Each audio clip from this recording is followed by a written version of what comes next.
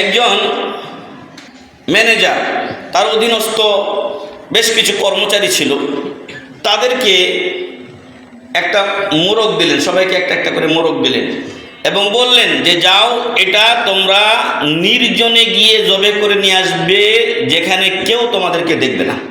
তো সবাই গিয়ে জবাই করছে, একটা লোক জবাই করেনি। তো উনি বললেন এতগুলোকে কি জিজ্ঞাসা করব, এই একটা লোক কেন জিজ্ঞাসা করেন, জবে করেনি তাকেই জিজ্ঞাসা করি। বললেন যে আপনি কেন জবে করলেন না? তো উনি বলছেন যে আপনি তো বলেছেন কেউ যেন আমাকে না দেখে, আর আমি যখন জবে করতে গেলাম নির্জনে গিয়ে, মানুষ তো কেউ নাই, কিন্তু আমি চিন্তা করলাম আল্লাহ আমাকে দেখছেন। আল্লাহু আকবার। আমার কেরামান কাতিবিন দুজন ফেরেশতা আমার কাছে আছেন, তারা আমাকে দেখছেন। তো আমি নির্জনে যেতে পারিনি, আপনি শর্ত দিয়েছিলেন এমন জায়গাতে যাবে কেউ তোমাকে দেখবেন না, তো আমি তো এরকম জায়গা পাইনি, আল্লাহ আমাকে দেখছেন, কেরামান কাতিবিন আমাকে দেখছেন, এজন্য আমি আর জবে করিনি। আল্লাহু আকবার। উনি বললেন যে এটাই আমি আজকে পরীক্ষা করতে চেয়েছিলাম, আজকে তুমি পাস করছো, বাকিগুলো সব ফেল করছে।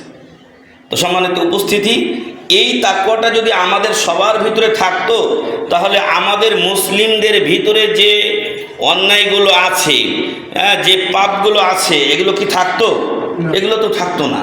থাকলেও সামান্য পরিমাণে থাকতো, কিন্তু আজকে এত পরিমাণ এটা বেড়ে গেছে যে আমরা নিজেরা এটার ভুক্তভোগী হয়ে গেছি। সবাই ওই যে একটা কথা বলি বাংলায়, আমরা কানা মনে মনে জানা, আমাদের গুনাহ আমাদের পাপ সম্পর্কে আমরা সকলেই জানি।